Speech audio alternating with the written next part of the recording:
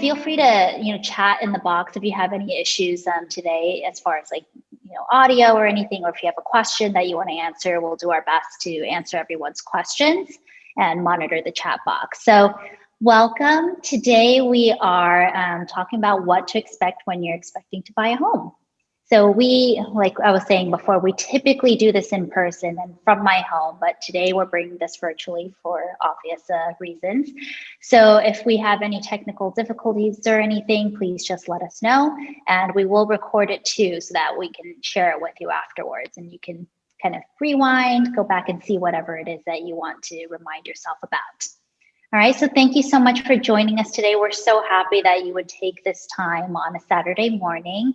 A little bit about our team. So my name is Tiffany Chin. I have been in the business for over 9 years now, and it's been very, very fun. So much more fulfilling than I could have ever imagined. I get to be a part of so many different people's lives. And I have a team who we've built over the years, and you'll meet a couple of those members today.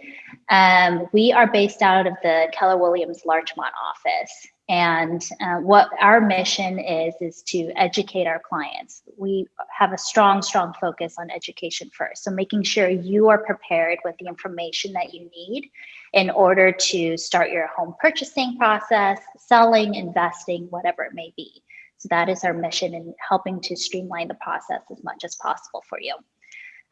So today we have, let's meet the team. So I am the team lead of Tiffany Chin Real Estate. Rachel Biggio is my buyer specialist. So she has been with me for over 2 years now. It seems like it's been a very long time, but she had a very unique training role and experience with us, in that she started as an executive assistant for us, which meant that she had more exposure with the process, clients, everything from pre-transaction to during the transaction to closing, to every single part of our client's experience she has touched on throughout these 2 years, and has been rocking it. So you'll meet Rachel in a bit. Well, you can see her right there, but she'll talk in a little bit. And then Andy Kristinat is our lending partner. She has decades of experience in mortgages, and we are indebted to her for her dedication to our clients. She is so good about making sure that she takes the time to explain everything to our clients. She has incredible patience, and I don't know how she can work as much as she does doing what she does, but she's obviously very good at the mortgage process, and loves what she does as well. So Andy, do you have a couple of words? Yeah. Hi, Andy. I just wanted to throw in, you guys are in great hands. Tiffany and Rachel and their entire team are fantastic. I have worked with them for Tiffany's entire career, really, the last 9 years. You're in great hands. My name's Andy Kristinat. I've done mortgage lending since 1998. I'm aging myself a little bit, but anyway. It's a safe place. Anyway, I'm here.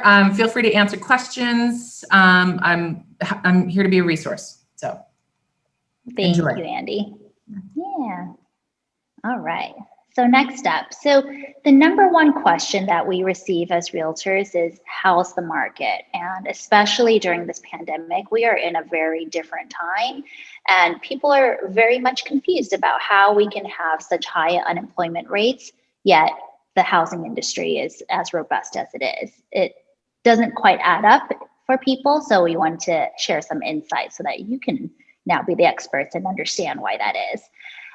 So here what we have is a slide that shows home sales on an annual basis. So the purple dotted line across the chart here shows you 2020 sales. And we're looking at just the annual single family home sales in 2020 in millions, right? So 2020, we saw 5.6 million single family homes that were sold. This is on a nationwide basis, just to give you a little bit of context. And here you can you'll see that in the past 5 years, 27.3 million single family homes were sold, right? All right, so just to give you some historical context there. Next slide. And then this slide shows us unemployment rates and housing by age. So you'll see that as far as January 2021's unemployment rate goes, the 24 and younger age group had 9.7% unemployment as their unemployment rate. 25 to 34, 6.8%, and 35 and older, 5.3%. The percentage of annual home purchases, so 3%. So as far as 2020 home sales go, the 24 and younger age group made up 3% of those home purchases. The 25 to 34 age group made up 23% of the home purchases in 2020.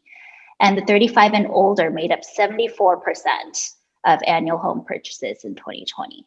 So 97% of home purchases in 2020 were made by those who had the lowest unemployment rates. So that explains why, we still have such a robust housing economy right now. Basically, the haves have more money and the have-nots don't. That's why we have a K-shaped economy at the moment.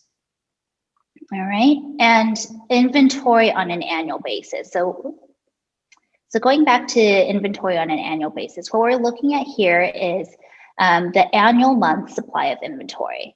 So let me explain that metric first. So the annual month supply of inventory is basically a measurement of how many months would it take to sell out of the current inventory that we have, right? So a balance and the current inventory that we have without any increase in inventory, right? So a balanced market has 6 months of inventory. That's when we have a balanced market. We currently are at 3.1%, which shows that we have a very, very low month supply of inventory. This explains why we're in the seller's market.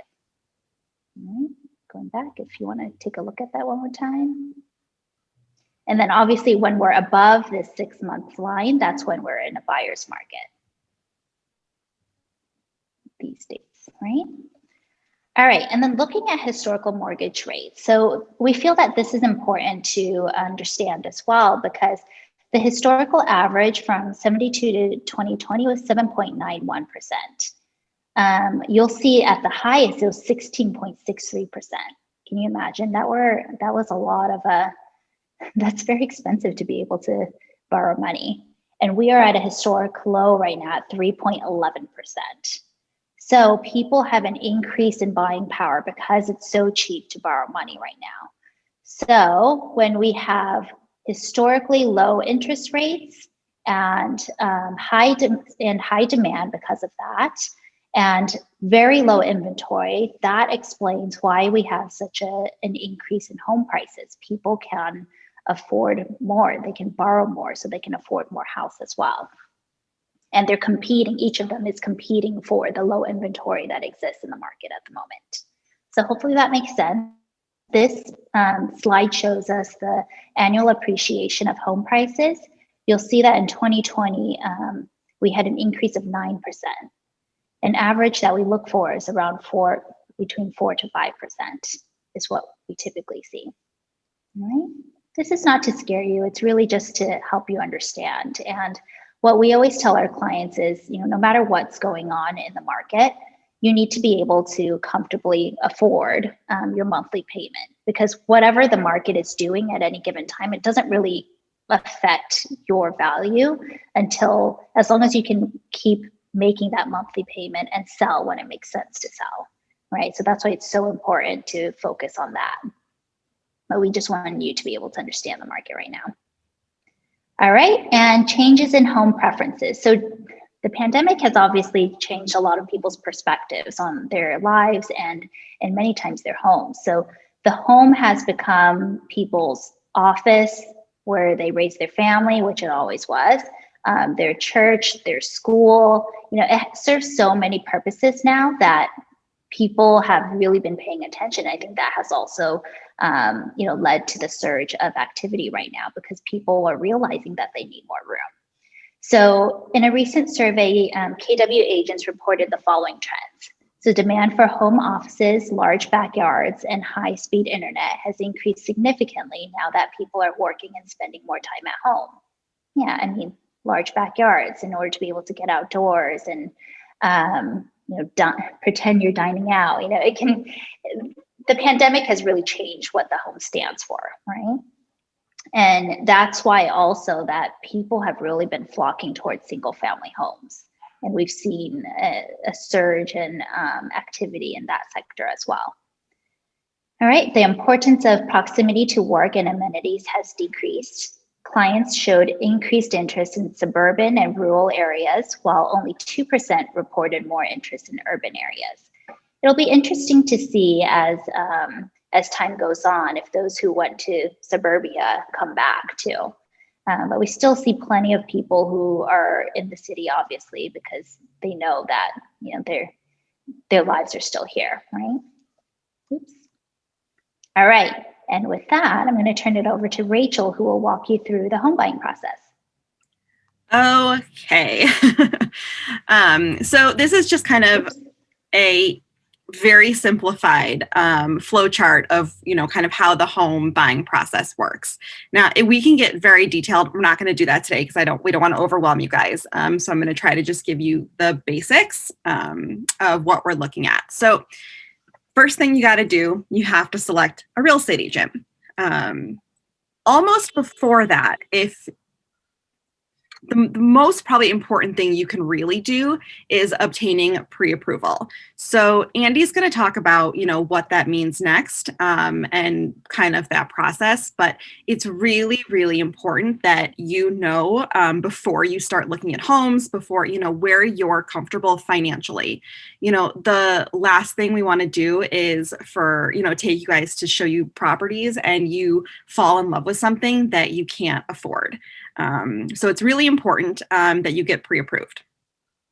The other part of that is because of COVID, and we're going to be talking about this a lot, the process to view homes has changed.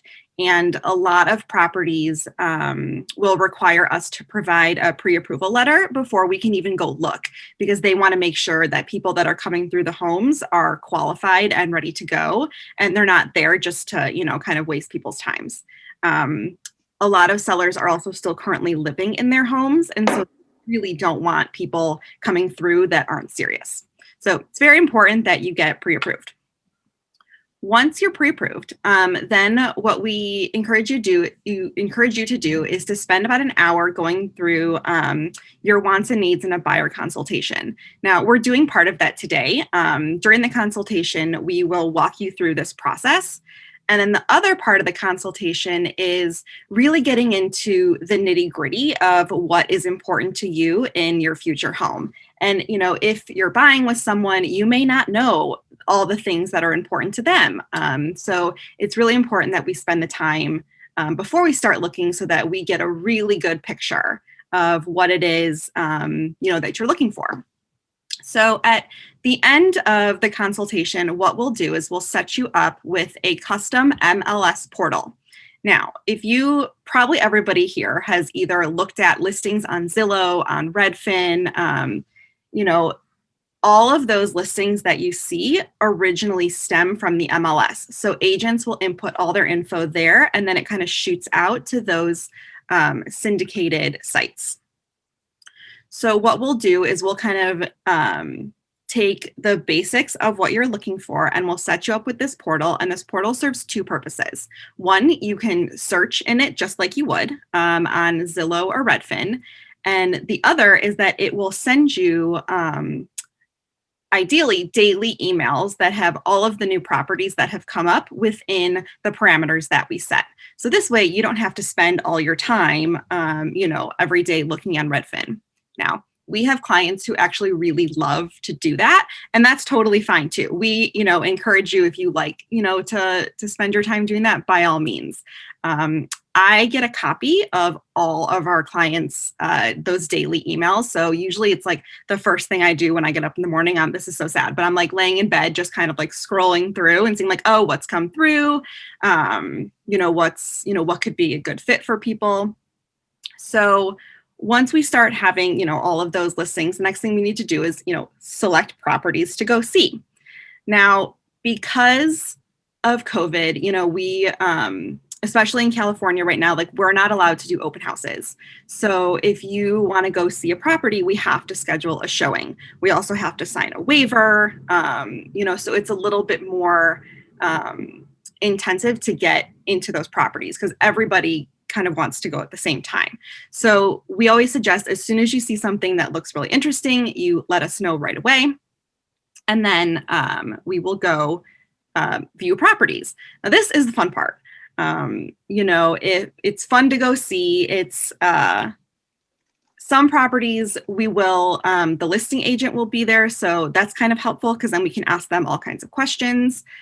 Sometimes the sellers will be there, and that's honestly sometimes it can be a little intimidating, but if it's a property that you really like, it's actually great that they're there because we get to meet them. They get to know you. We actually just had clients who closed on a house, like was it last week or 2 weeks ago? And out of the 5 offers, our clients were the only ones that met the sellers. And they ended up choosing us because we were able to make such a connection with them. So that's always really great. So let me just admit someone's coming in. Okay, so we'll do that. You want to do that? Okay. Yeah, I'll do it while you're talking. Yeah. Mm-hmm. So we'll go look at properties, and then if we're at a property and there is even the slightest chance you think you may want to write an offer, we really suggest you tell us right away because it's important for us to then talk to the agent as soon as we can to see how they're handling offers. Some properties will have an offer deadline and they'll say, okay, we're not taking offers until Friday. And if it's Tuesday, it's like, okay, great. We have some time to kind of put everything together.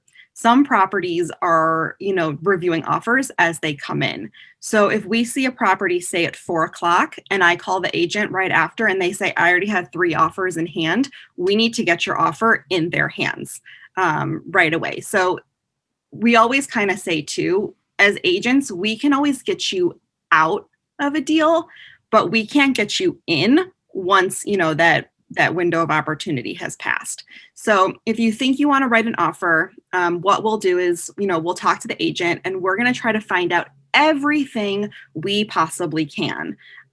We will ask, if there's anything specific that the seller is looking for. Price is always usually a big factor, but it's not everything. It's not always everything. So we want to find out, what is motivating the seller. We want to find out, are they, when they have to move somewhere, do they have a place to go? We need to find out if there are, other offers, so we just want to find out as much as we can. And then we will also pull what's called comparable properties, otherwise known as comps. And you may have heard that term before. What comps are is they're properties that are very similar to the property that you're interested in that are, within the neighborhood. And we kind of look at the last 6 months to see what has sold. And that will kind of give us an idea, of a price range of where this house might sell for. We don't have crystal balls. I can't guarantee that someone's not going to come in with some, crazy offer, but at least this kind of gives us an idea of where, your offer should be and maybe how far, above you feel comfortable going. So we'll kind of give you all of that information. We'll talk about it. And then if you guys decide you want to write an offer, then we will, essentially write the offer. So when we're writing an offer, we're really negotiating terms. Price, like I said, is a big one, but there are 3 other big contingencies that are essentially, your protections that need to be negotiated as well. So this is all part of your offer. So those 3 contingencies are your inspection contingency, your appraisal contingency, and your loan contingency. So while these are your 3 protections, these are the seller's 3 big hurdles that they need to overcome to sell their home. So we have to come to an agreement on these terms in order to have your offer accepted. So let's just say, we submit an offer. The seller can do, one of 3 things. They can either accept your offer right away, which, hey, that would be great. They can reject your offer, which we don't want that to happen, or more than likely they will send a counter offer. So, with that counter, we'll again call the agent and try to see like, what can we find out? What do we need to do? Especially if you're looking at single family homes, it's very rare that we're going to be the only offer. More than likely there will be multiples. So we'll, try to find out, what did the other offers come in at? Are any of them all cash? Because those are always the most appealing offers. What is the seller, did they need to stay in the property any longer? We'll just try to find out, again, whatever we can. So let's say, we send in our counter and the seller says, yes, we choose you. We want to move forward with you. So we are now officially what we call under contract, and we are opening escrow. Okay. So escrow is a neutral third party that the buyer and seller kind of hire together to make sure each side completes those agreed upon terms that was in that contract. It is standard practice in our area for the seller to choose the escrow company, but they are still a neutral party. So typical escrow is 30 days. This is, again, something that we would have negotiated, during the negotiation part of the contract. If we can close early, that's always great. Andy's really great at closing before 30 days, but sometimes the seller needs those 30 days if they're trying to move or whatnot. So within, those 30 days, it's our job to basically fulfill those terms that we agreed upon. So each contingency has a set time frame, and those time frames are concurrent and begin as soon as we, open escrow. So the first thing that we have to do when we open escrow is you have 3 business days to wire in your earnest money deposit. Now, your earnest money deposit is 3% of the purchase price. And this comes out of your down payment. So it's not in addition to the down payment, but it's essentially like your, good faith money. It's saying, I am, very serious about this house. I want to move forward. And it's essentially, you now have some kind of like skin in the game. So before you wire in that money, it's a little bit of a free-for-all period that if you all of a sudden have changed your mind and you're like, you know what, we got too caught up in the negotiations and the excitement, we actually don't think this house is for us, or we drove by the property at night and we're not comfortable, this is when we can cancel before, we're risking really anything. We don't suggest we do this very often, but, it can happen. So we can cancel them. Okay, so the first big contingency that we're going to be working on, and it's usually our shortest contingency, is inspections. So we will hire a myriad of inspectors, unless you guys have an inspector that you prefer, but we'll hire inspectors to basically check everything from the roof through the crawl space down into the sewer line. We'll kind of check it all out. And what we're looking for there is the health and safety concerns.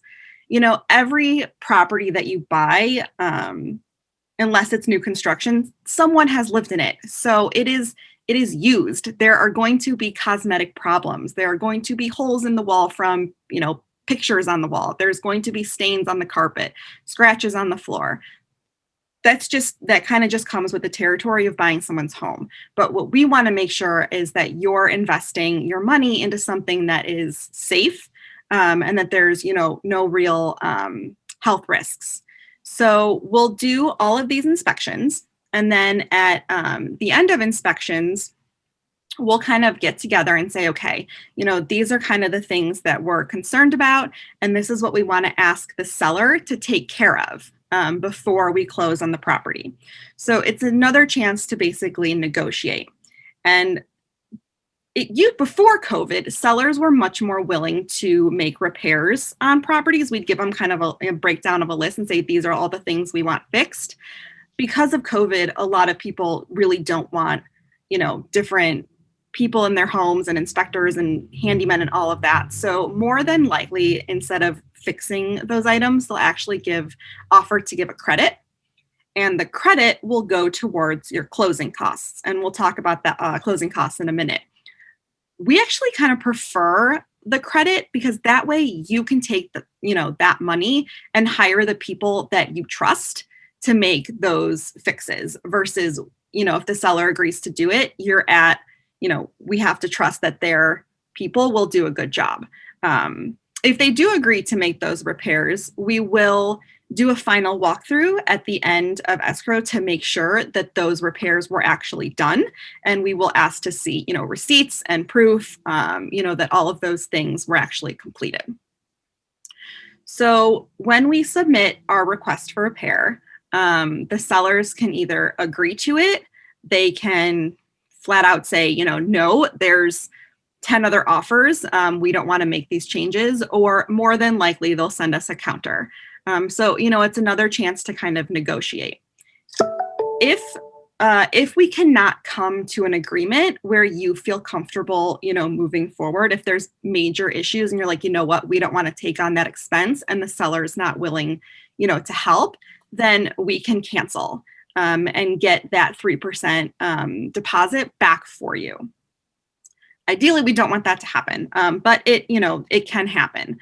So if the seller and you are able to agree and come to an agreement and say, okay, we feel good about this, we're ready to move forward, we can then what we call remove that inspection contingency. So that's one less hurdle now to get us closer to the finish line. So the next essentially contingency that we need to be focusing on is the appraisal. So for those that don't know what an appraisal is, your lender will be required to have an appraiser come out to the property and basically give their opinion of the value of the property. It's important to note this is one person's opinion of what this property is worth. It's not, there isn't some checklist that says, okay, each bedroom is worth X amount of dollars, and it's not, they're trying to really justify that purchase price. The important thing with the appraisal is your lender will only give the loan amount based on that appraised value. So if your, let's say the purchase price is $800,000 and an appraiser comes in and says, no, I think this home is only worth $790,000. Your lender is only going to loan on that $790,000 number. So now we have a gap. We have a $10,000 gap that we now have to deal with. So this is a chance, again, to renegotiate. We can either ask the seller to, bring down that purchase price to $790,000. More than likely, we'll ask that they won't probably do that. So what we'll try to do is get them to split the difference and say, okay, we'll bring an extra $5,000 to the table if you'll reduce the price, by $5,000. And they may say, yes, we will do that. Or they could say, no, we have, these 10 other offers over here, and some of them don't have an appraisal contingency. And we'll talk about that in a minute, but we're going to go, with them instead. So then you have to decide, okay, do we want to make up the difference or do we want to walk away? And you can, at this point, walk away if you are not comfortable making up that difference. All you will have done at this point is probably spent the money on inspections, which I didn't really talk about that, but inspections, you have, as a buyer, you are paying for them because you are paying to inspect the property. So let's say the appraisal comes in at $800,000, we're good to go. We can then remove that contingency. So we are moving on. During this entire time, your lender is going to be asking you for a lot of documents because they have conditions that need to be met in order to fund this loan. So it is super, super important that you are in constant communication with your lender, that you are sending them what they need in a very timely manner, because we are working fast and we want to make sure that we, don't delay those contingency timeframes. We want to make sure that we are holding up our end of the deal and getting what we need to get done during that time. So once the lender has given us the sign off that all of our conditions have been met, they will then send your loan docs to escrow. Now, your loan docs are a big stack of documents, and it's kind of like your final paperwork that you'll need to sign. Escrow will either set up an appointment for you to kind of come into their office and sign the docs, or they can send a mobile notary to your home, to your office at all hours of the time so that you can sign your paperwork. So once you sign your paperwork, Then you need to wire in the remaining down payment. So if you're putting down 20%, you've already put in that 3% deposit. You now owe the 17% plus your closing costs. So closing costs are 1 to 2% of the purchase price. That's what we usually tell our clients to budget for. Those closing costs cover your lender fees, your escrow fees. If there's title fees, they kind of covers all of those fees. The fee that it doesn't cover is your agent fee, because your agent fee is nothing. You as a buyer do not pay your agent. We get paid from the seller. So it is free for you guys to use us as your agent. So you'll wire in the remaining down payment plus your closing costs. Then depending on what time of day your wire goes in, your loan will fund. And then the very next day, your deed will be recorded and you will officially be homeowners. And Just like that. Just like that. Does anyone have any questions that we can answer based on what we've covered so far? You Feel can free type to them into the unmute yourself. chat box if you don't want to ask. Yeah. Go ahead, Question Christine. about closing cost. Sorry, you said it was 1 to 2% of the total down payment, or 1 to 2% of what? Of the total purchase price. Oh, okay. Yeah.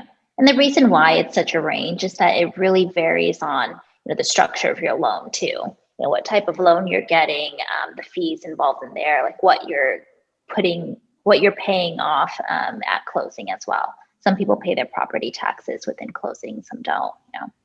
I was just going to throw in too, in addition to the title fees, the escrow fees, we as a lender or a bank or whoever you're using for the financing piece, in addition to those fees, which are pretty standard across the board, you want to factor in prepaid interest on the loan. Depending on your loan size, that interest is going to vary. And depending on when you close during the month, that prepaid interest is going to be calculated based on the date that you close. You also want to factor in prepaid taxes, as well as insurance policy. You're going to want to shop for an insurance policy. And depending on what that policy looks like, if you have a really expensive art collection or camera collection or jewelry collection, you may get a more expensive insurance policy, which is factored in as a closing cost because it's the cost of purchasing the home. So just wanted to throw that out there. There's lots of different inclusions when you're talking about closing costs. And Andy can also, when we first open escrow, she can kind of give us an estimate of what it might look like, once we kind of get to the end. And then at the very end, we'll get those, we'll really fine tune those numbers. Some of them, it just, with rates, things change kind of as, that 25, 30-day period goes. So. I've got a question about the appraisal piece. The example that you talked about was if the appraisal was lower than the listed price and closing that gap, what happens if it's appraised higher than what the seller was planning? If it's appraised higher, you have gotten very, very lucky and you automatically have built-in equity. Yeah, you already have equity in your home. So they won't give you an additional, they won't loan on that extra amount. They'll keep it at, at the purchase price. Right. It is this day and age, it's very, very rare, but it can happen. It happens. It happens. And we don't share that appraisal report with the seller or the listing agent either. The only time that we do share it is when the value comes in low. So we can prove that, this is a supporting document showing that it came in low. Okay. Then that's when we turn it in. Great question. Thank you. Of course. Any other questions? All right. You can save them for the end too. All right. I went too far, didn't I? Let's see. Okay. Andy, you're up. Okay, well, speaking of that, I'll just reintroduce myself. My name is Andy Christenot. I am with Movement Mortgage. I have been in mortgage lending since about 1998. Certainly seen some cycles and back to Tiffany's graphs of appreciation and historical rates and so forth. I have never seen it this low. When I started doing loans, we were looking at around the 8 to 9% mark. So definitely a good time to buy. On the point about appraisals, really quick, from a lending perspective, we're going to loan on the lower of the two. Like in Rachel's example, if you're under contract at 800,000 and the property appraises at 790, we will loan on that $790,000 value. That discrepancy would be up to you to determine and decide if you want to make that up. If the property appraises for higher, we are still going to loan on your contract price. So in the example of you're under contract at $800,000 and the property appraises at $825,000, we're going to loan based on the $800,000 contract price. So a couple of different things. The goal, especially in this market, but in every market, is to make sure that your financing piece is airtight.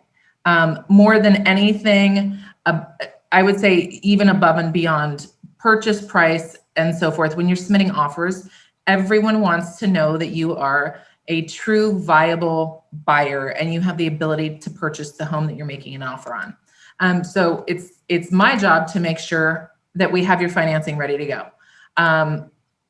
Sorry, I'm having some technical problems here. I don't know what's going on. Anything I can help with?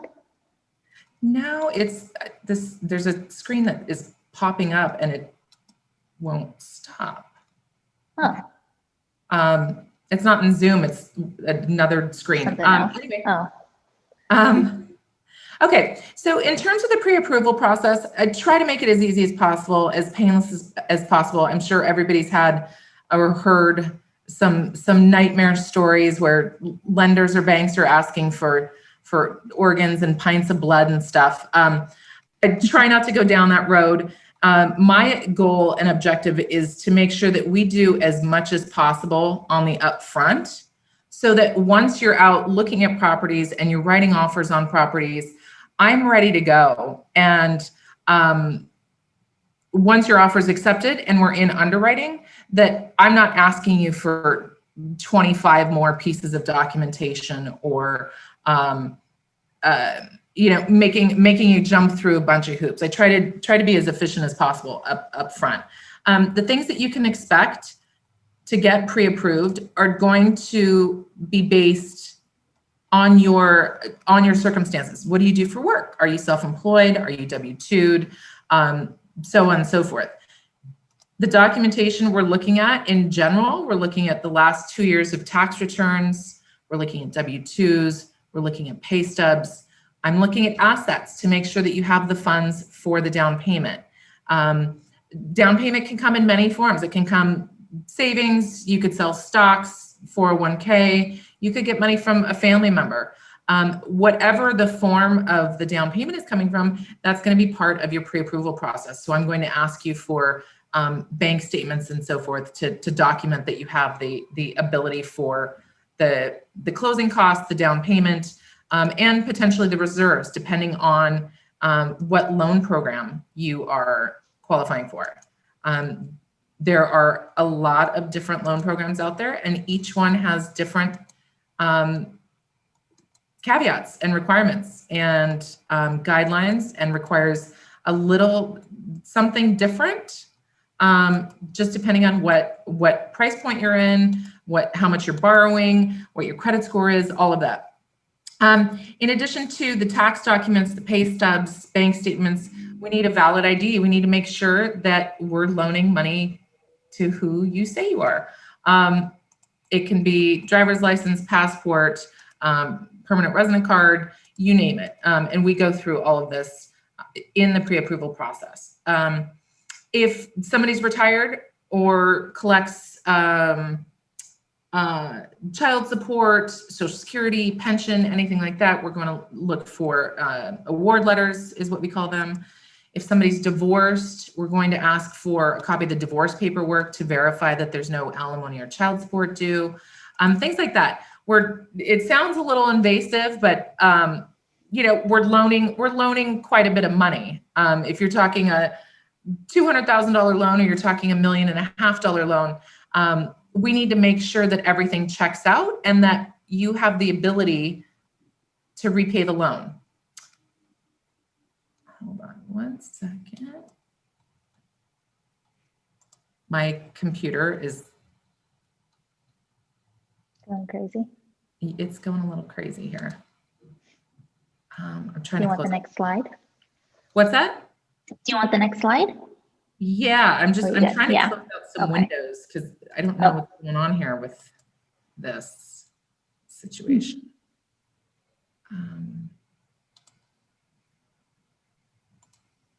Okay, so here's a couple of top 10 do's and don'ts when you're in the pre-approval process or you're in the process of purchasing a home.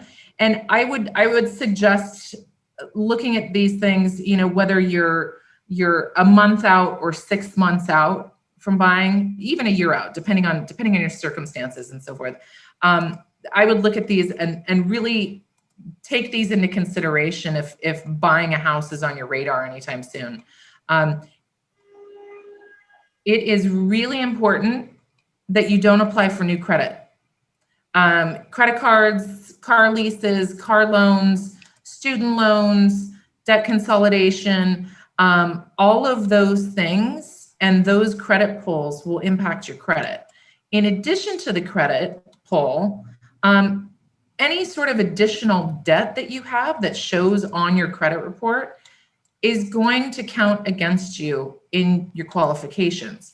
The more debt you have, the lower purchasing power you're going to have in buying a home.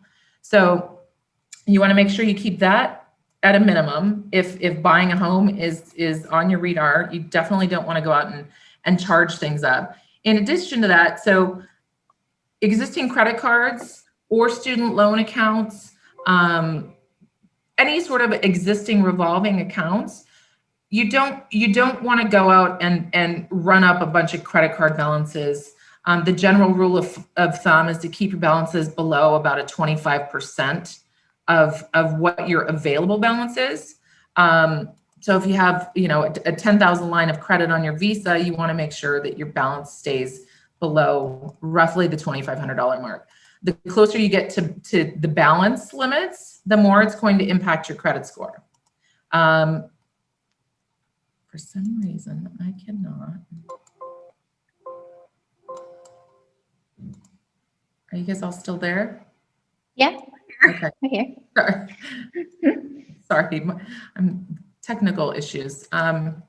Okay. So in addition to that, in addition to keeping your overall charges and if you're thinking about consolidating student loans, you might want to sideline that until you're done with the home buying process, because all of those things can affect qualifying, and it can affect your score. Sorry, guys. I am going to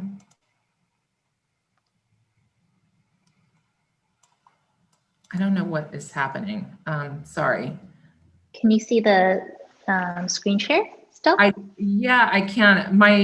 I don't know what's going on. If different screens from my background keep popping up, so it's blocking my view. Or the Zoom screen totally goes away. So in addition to those couple things regarding revolving debt and credit pulls and things like that, you're going to if you have past medical collections, for instance, or you know you've got a judgment from an old cell phone bill or something that wasn't paid, you want to take care of those. Or if you're not prepared to take care of them, you need to potentially get prepared to take care of them prior to purchasing or going into escrow or during the escrow process. You want to make sure you're paying your payments on time. Paying your payments on time has a big impact on your credit score. You know, things happen, certainly bills don't show up or automatic payments don't post or whatever the case is. Certainly things happen, but definitely keep an eye on credit and payments and all of those things. One of the biggest factors in obtaining a mortgage loan is certainly credit. It's not the only factor, But it's a big factor, not just credit score, but also the number of lines of credit that you have, how long credit lines have been open, and your payment history. More than anything, when we're talking about qualifying somebody to buy a loan, we're looking to see that based on your history of repayment on your credit, that you are likely going to pay the loan back. So just keep that in mind. And I see Eric has a question. If you get a car within the first year of purchasing a house, do you recommend buying or leasing? It doesn't necessarily matter. Buying or leasing, it doesn't matter. You just want to make sure. It's a tough one. It doesn't matter if you're buying or leasing, put it that way.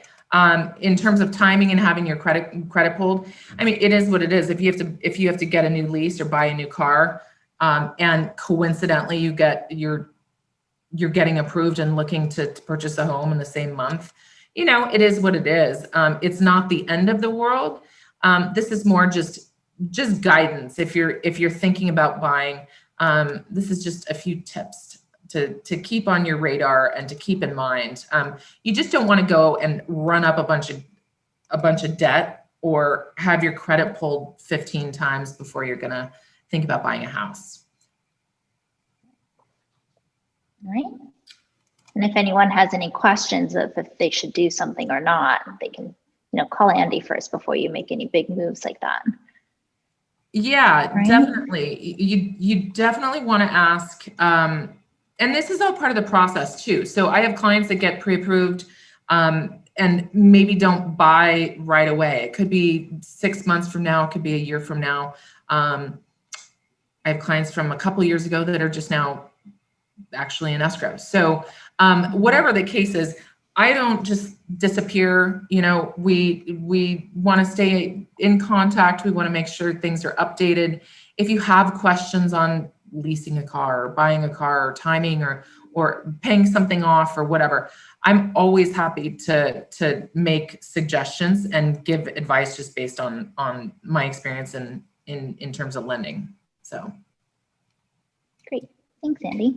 yeah. All right. And now I have that rent versus buy slide up for you. Yeah. Oops. Okay, let me see if I can see it. Okay. This is a little snapshot, and I'm happy to run these. I have a great program that is available to me to run scenarios like this. This is a buy versus rent scenario. We threw in an estimated purchase price of about $800,000 versus renting and paying monthly rent of $3,600.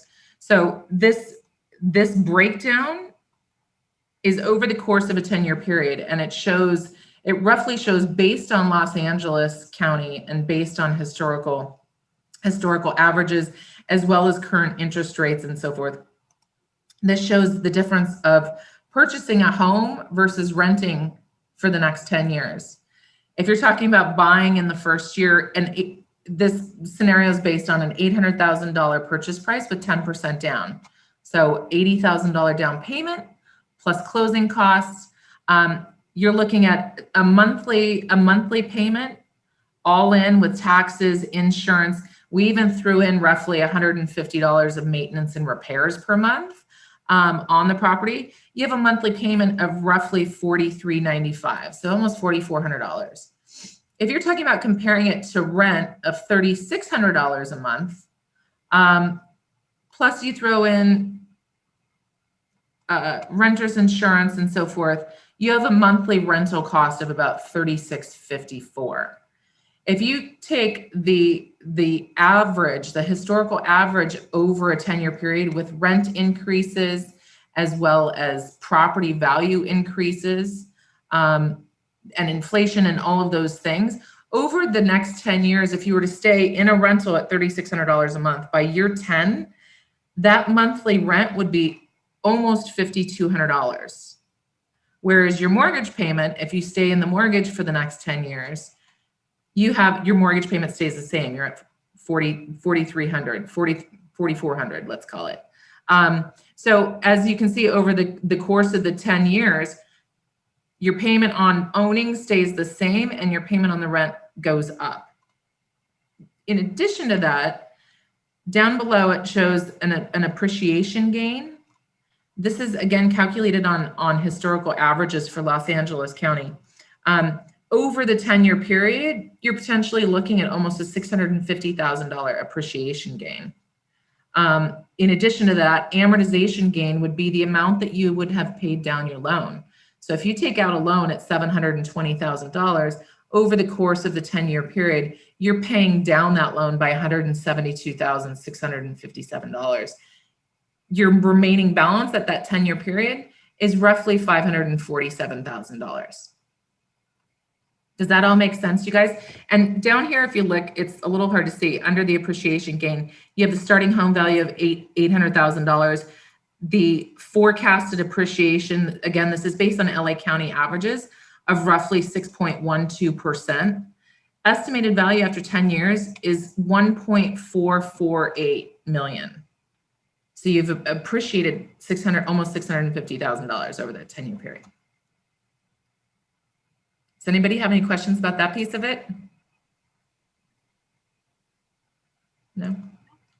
It's helpful to see this side by side, just so you know what numbers you're really looking at here. Yeah, it is. It's a great illustration. You know, people's homes are their biggest assets, and especially when you're talking about long term. That isn't to say that you're going to stay in the same house for 10 years, but this is to give you an example. So, renting versus buying, you're gaining the appreciation of the asset. So, and you're getting a qualitative aspect too, right? Because this is the only asset that you can live in. Mm-hmm. So there is some, there is some thing to consider as far as value for, your lifestyle, how you enjoy the property as well. Yes. Yeah. Cool. Thanks. Yeah. Anyone else have? Well, if you have any other questions, we'll get them in the end. All right. Let's see what we have here. Oh, whoops. Sorry, that was a blown up version of what you were talking about, I think. Do you have anything else to add here, Andy? No, this is just another illustration of what it looks like over the course of the 10-year period. In addition to that, we've factored in average cost of selling. When you sell a house, you have to pay agent fees, you're paying closing costs, things like that. So we've factored in closing costs and roughly the cost to sell over the long term. In addition to that, on the right-hand side, you've got the appreciation gain, the amortization gain, and you've got a potential tax benefit. That's a big factor. That could certainly assist in the difference of your monthly rent at $3,600 versus your monthly mortgage payment at $4,400. So things to consider. And this is, again, just another chart or illustration to show the appreciation and value over a 10-year owning cycle. Yeah, great. Thanks, Andy. Yeah. All right. Back to you, Rachel. Okay. I feel like I'm on the news or something. Oops, sorry. Go ahead. Okay. So how in this crazy market can we get your offer accepted? Some of this stuff, you guys are going to laugh, sounds like absolute common sense, but a lot of people don't think about these things. So before we're even writing an offer, and I kind of mentioned this briefly before, really the first time that before we write the offer, if there's a property that you like, we want to make a really good first impression. If we have the opportunity to either meet the listing agent and or the seller, this is our, chance to show them what we would be like if they decide to move forward with us. So, you guys will laugh when I say being on time for your appointments. So many people are not on time, and it, can really mess up people's days. So being on time for our showings, when we're walking through a property, focusing on the positive attributes and not just being like, this is ugly, I would change this, this is terrible. Like, no, talk about what's positive about the property. This is someone's home and you don't want to necessarily offend them. Some homeowners have cameras. Agents will sometimes tell us this ahead of time. Sometimes they don't. And we don't want to get caught on camera, trashing someone's property. And then if you guys do decide you want to write an offer, they're going to look at you and be like, are you like, why would we want to work with you? So in the other, well, it's not even that about why would we want to work with you. It's, like they wonder if your intentions are pure. Like, are you actually interested in this property? Is this valid? Because if they're reviewing multiple offers, they're trying to figure out who stands the best chance of closing, the best chance of making it to the finish line. So if they just heard you say all the things you don't like about it, then they have to, it'll give them pause. So you can definitely tell us what you don't like afterwards. Maybe not if there's a camera going or if the, listing agent's there or if the sellers are there at the property. We'd love to hear what you don't like. I was going to say, after a showing, we will walk a far away enough distance from the property. And then you guys, then we can really talk, about what you thought about the property. So, these are just, it's sounds like such common sense, but, even just asking questions. And if you are not comfortable, asking questions, I will ask a ton of questions. At the same time, even if you guys decide like this property isn't the right one for you, we might see this listing agent at another property. So if when we, walk out of a showing, we want the agent or the seller's like, wow, they were really great. I hope we get to work with them. Like we just want to leave, a really nice, lasting impression. So that's number one. If we're going to write an offer, it's really important for us to know what is going to motivate the seller. Sometimes it comes down to just price. They want to see how much can they get for their home. Sometimes it's, if it's an older couple and they've raised their family here and they've loved, it's a family home, they may not want to see it go to an investor who's going to just demolish the house. They may want to see it go to people who are going to live in it and who are going to love it. If we know why they want to sell or why they're selling, it kind of helps us kind of cater to those needs. Okay, shortening or waiving contingencies. So shortening contingencies, in each contract, there is a standard time frame to complete those three big contingencies: the inspection, the appraisal, and the loan. However, it is standard, or I shouldn't say standard, but it is pretty custom in our market to shorten up those contingencies as much as we can while still being able to do our due diligence in that time period. So, for inspections, I think the contract has like 17 days. We can generally do inspections at about a 10-day period for a single family home. For a condo, we can actually shorten it up because there's less inspections to do. So we look more, appealing to the seller because remember, these are the hurdles that they have to overcome in order to get to that finish line. So if it's a shorter period of time, it's less time for them to be, kind of stressing. Are they going to make it? Are we going to get there? So shortening is great. Andy is really good about shortening up the appraisal and the loan. She can make those things happen very fast. So that's also helpful too when you're deciding a lender to work with. I know a lot of people really focus on, well, what's the best rate they can get me? And the rate is very important. That rate also will change. Rates they don't stay the same. It will change, as your escrow period goes or as time goes on. But it's also important to make sure that your lender can, get things done in a timely manner. We have found with like the big banks like Chase, Wells Fargo, they're so backed up that it's taking them 40, 45 days to close, whereas Andy can do like 25 days. So obviously a 25-day period is much more appealing, to a seller. So we want to try to shorten those as much as we can. We have had clients that have been so aggressive, they have waived all of their contingencies. that's a risk. That is a big risk. But it makes you look, more appealing. So we only really suggest doing that. Some sellers will provide us with inspection reports and disclosures before we go into escrow. And if we know they've done inspections or they've done work, and we can kind of take a look and see, okay, this is what's going on with the property, it may make you feel a little bit more comfortable waiving things, but it's a case by case basis. So it's just another way to look more appealing. I think, Tiff, you want to say something? I mean, look, the reality is we're never going to pressure you to waive any contingencies. It's your decision. We just need to give you the information that you need in order to make that decision for yourself, right? Like, we have no control over whether you want to or can make up an appraisal difference, or what ultimately you could inherit in a property. We do this every day, so we have some idea, when we go through a property, what may be an indication of big issues in the property as well.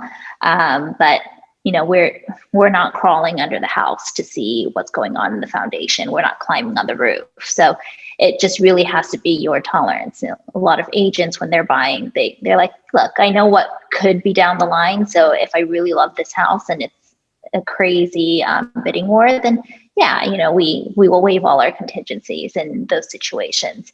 And some of our clients waived all their contingencies and they still didn't get the home. There's so many factors involved, and depending on where you're looking, there are different norms, right? And even within LA, there are different norms within neighborhood. East LA is crazy, crazy competitive, and it's very common that people waive all their contingencies there, or at least a couple of them. So, we'll guide you through the process. Again, we're of the mindset education first. So we give you the information, the possibilities, and then you decide what, is best for you. Yeah. It's really your level of comfort that we can't decide that for you. Nope. Okay. And the last thing that's become very, very common in our area is a leaseback. So what a leaseback is, it's basically if a seller, they got to move somewhere, they have to go somewhere. So when we're first looking, in the offer process, we'll find out, do they already have their next home lined up, or do they need to find a home? Kind of what does that look like? And, when we're in a property, if they haven't moved out yet, it's very clear, like they may need a little bit longer of time. So we'll offer, once we close on the property, in that 30-day time period, we'll offer the seller to lease back their own property for maybe 30 days or 60 days, or, kind of whatever the situation is. And with that lease back, there's kind of two ways to do it. The way that is the most appealing is to offer the sellers to lease back their property for free. So that means is your mortgage payments would start, but you wouldn't be able to move into the home until, they move out.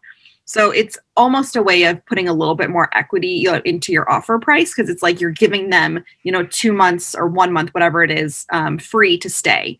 If you are not comfortable with that, then we can offer them, to lease back the property at your mortgage price, basically. So they would be paying that amount, and escrow would handle that payment. So they would withhold, that money from their proceeds, so that you're not trying to chase down them to get a rental check. So that's all, it kind of relieves them of the stress of being like, I need to move out, I got to find somewhere to go. It kind of helps make things a little bit easier. And if someone can stay in their property a little bit longer, that might be more appealing to them than, say, an offer that's $5,000 more than yours. So that's kind of another thing, that we can do. Yeah. It's another tool, because oftentimes, if a seller's selling, they're looking to get into something else too. And they're also entering into a buyer's market the way that, you are. So it helps to have a little bit of flexibility, if there's flexibility to be had on both sides, right?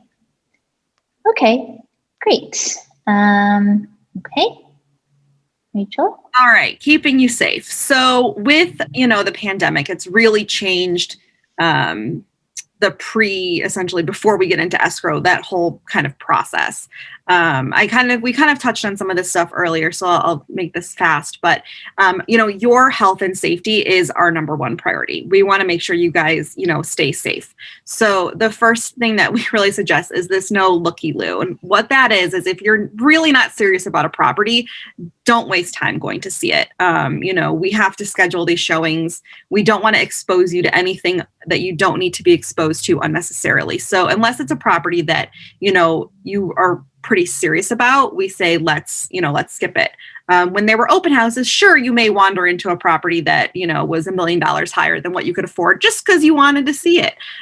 We really suggest we don't do that. So PPE must be worn on showings. You will always be required to wear a mask before we enter into any property. We also will have gloves, booties, hand sanitizer for you.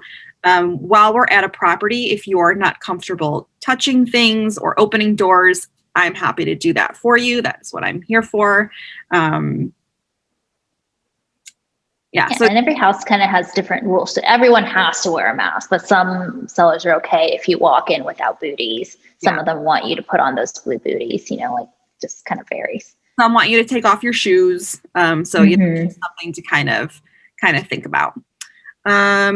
Virtual tours. So something that we can do if you are either not feeling great that day, you're not comfortable going to a property, we will go for you, and we can either FaceTime you while you're there, or we can take videos, or we can do both. And then kind of show you the property that way. We had one set of clients where we were doing that constantly for them because they just, they had kids and they just either couldn't get out or they weren't comfortable. So we're always happy to do that. Small tour groups. So it can be really tempting to want to bring your friends and your sisters and, your parents when you look at showings, but most houses won't let more than 2 buyers plus their agent in at a time. If you have small kids, if you can leave them at home, we really, strongly suggest you do. If you can't, it's okay. We'll work it out. We'll figure it out. Sometimes we have one go in, one stay outside with the kids, and then we kind of flip. If the house is vacant, then it's a bit of a different story. Really, we just want to be respectful if people are still living in their homes, that we're not bringing in an army of people. Okay, so now once we're in the escrow period for inspections, pre-COVID, we would always schedule all of your inspections during one chunk of time on a day. All the inspectors would be coming and going. We would sit at the property the whole time, kind of hang out. Nowadays, we try to avoid that. We will kind of stagger the inspectors so that they're not all kind of on top of each other at the same time. So, and when they're doing their inspections, they really want to be left alone so they could focus on what they're doing. Our general inspector, Jim, he loves to talk to everybody. So maybe not necessarily him, but most inspectors want to just be left alone. But what's important at the end of the inspection, each inspector will give a verbal report. So the verbal report are like the main items that they're, really concerned about. That is like the health and safety. So things that we would probably put on that request for repair. So the verbal report is really the most important because each inspector will send a written report afterwards. That written report will document every little thing that they see. And it can be a little daunting and a little overwhelming, but legally they have to, they have to document what they see. So that's why the verbal report is very important. So we will suggest either you come to the property just to hear the verbal report, and we can maybe do that outside, or we can call you and we can do the verbal report over the phone, or we can record it and send it to you that way. And then our inspectors are always willing to kind of jump on the phone if you have questions or answer emails. We can always do that too. Generally, when we go to the house for inspections, it's probably the first time that you're able to get into the property since, your offer was accepted. So it is exciting to go, and it's okay to go. We just, if you're not comfortable, it's one additional way to kind of protect yourself. But if you do decide to go, someone from our team will always be there. So that's why you necessarily don't have to be there, because we will make sure we're there. Yeah, and record it if anything. Record it or call you. All right. Great. All right. That's pretty much all we had. Huh? What? One other thing that I didn't put on that list, that Okay. something that we used to do is we used to carpool, and we would, pick you guys up and we drive you around to all the properties and we get to hang out in the car. We also don't do that anymore. So we will meet you at each property. We'll kind of give you a schedule and just kind of caravan around so that we're not all in the same car. Yeah, thanks, Rachel. All right, that's all we had prepared for you guys today. Do you have any questions that we can answer? No? My husband and I are both freelance. Hi, Rachel. Would you say there's any additional things we need to go through for the pre-approval process? Obviously, we don't just have one job to go through. We have multiple. So is there any other additional hoops or things that we should be aware of before we get to that pre-approval process? Andy? Yes, that is a good question. Yes. So things are a little bit different. People that are self-employed or freelance, I work a lot with people that are in the entertainment business. Everybody's set up a little bit different. In terms of documentation, it's going to depend on how you're set up. As an independent contractor, are you 1099'd? Are you incorporated? How does that look? And that's part of the conversation that we have. Generally speaking, I have an initial phone call conversation. We go over your specifics of your income, how your taxes might look, how you're paid, all of those things. And for somebody that is self-employed, there is a little bit extra paperwork and there's a few extra hoops. And that's just because, again, from an underwriting perspective and a lending perspective, we are looking to make sure that based on what your documentation looks like and based on what your financial picture looks like on paper, that overall you have the ability to repay the loan. So there could be some extra hoops. It might entail, a year-to-date profit and loss. It might include extra bank statements, that sort of thing. And again, my job is, and my goal is to always be as efficient upfront as possible, so that once you find a property, once you start house hunting, there's no question as to whether the financing is ready to go. Does that answer your question? Yes, thank you. Okay, yeah. Thanks, Andy. All right, and Erica put does someone the same thing? Oh yeah, go ahead. Go ahead, Rachel. I'm going to read her question. So Andy, this is for you. How long does a pre-approval last? Is there a time frame? What happens if we don't find a property during that time? Is it a lengthy process to get a refresh on the pre-approval? That is also a really good question. Generally speaking, the pre-approval is good for 90 days. I don't just disappear. If your home search goes beyond the 90 days, we update things like pay stubs. I don't necessarily have to re-pull a credit report right at the 90-day mark.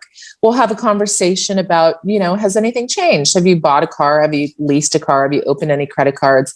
Has anything changed on the credit front or the job front? So technically 90 days, that's how long the credit report is good for. Beyond that, we'll catch up. We'll do a little catch-up call, make sure nothing has changed. And then if you're ready to start house hunting again or keep things going after that 90 days, and you find and identify a property, then we update credit and so forth. But no, it's not painful to update things. I have clients again that started the process a year ago. They got pre-approved and they've circled back. We've updated their pay stubs, things like that. So it's not a big deal at all. Great. Does that answer that? Answered it for me. Thanks, Andy. Erica says yes. You're welcome. All right. Any other questions? I have a question for you. I have a question, but it's for Sure. Andy. Andy, Okay. So many questions for Andy. Yep. Do I have to put down 20%? What if I don't have it? And that's a good question. I get that question almost daily. The answer is no, but the answer is also dependent on what kind of loan program. The more you borrow, the more conservative the programs are, and the more conservative the guidelines are. For instance, if you're talking about borrowing $1 million versus borrowing $700,000, the requirements are going to be different. In LA County, the conventional loan limit for a single family home is $822,375. That means you can finance up to that amount and be considered what we call a conventional loan. When you're in a conventional loan bucket, you can do 5% down, you can do 10% down, you can do 15% down, you can do 20, 30, 50% down. Once you're over that conventional loan limit of $822,375 in LA County for a single family home, then you're considered a jumbo. Once you're in the jumbo loan bucket, the requirements are a little bit different. There are some programs we can figure out and work around where you can do, 15% down, 10% down. Long story short, there are a lot of programs and you don't necessarily need 20%. It depends on your qualifications and it depends on how much you're going to borrow. Great. Thanks, Andy. Yeah. And I think this next question in the chat box is something that you'd be able to answer too, since it's related to what you do. So are there federal or state programs for first-time home buyers? And my addition to that is, how does that work into your loan? That is also a good question. And there's also a lot of misinformation and misconception about first-time homebuyer programs. There are what we call down payment assistance programs and programs that assist with closing costs. There are restrictions on those programs. There are loan limit restrictions. There are income restrictions. Lots of restrictions to qualify for those programs. They do exist, and we offer them. I'm happy to do them. You just have to qualify for them. Beyond that, in terms of first-time homebuyer programs, there's a big myth that you have to be a first-time homebuyer for an FHA loan. That's not true. You cannot have two FHA loans at the same time, but you do not have to be a first-time homebuyer to get an FHA loan. FHA allows for as little as 3.5% down, but you don't have to be a first-time homebuyer. So there's sort of two parts to that question. In terms of benefits for first-time homebuyers, the only real program benefit would be the down payment assistance program. Beyond that, there aren't any current tax credits or advantages or anything like that for being a first-time homebuyer. Not right now. I'm gonna ping off of that because I've had this question come up a couple times. And Andy, I actually reached out to you with this question. Is people are talking about this potential $15,000 credit that Biden has kind of brought up for home buyers. What insight? What's kind of going on with that? That's a real short answer. I have no insight on that. There's been it's been talked about, it's been kicked around. There's been no official release or guidance or anything like that on when or if it is definitely coming out.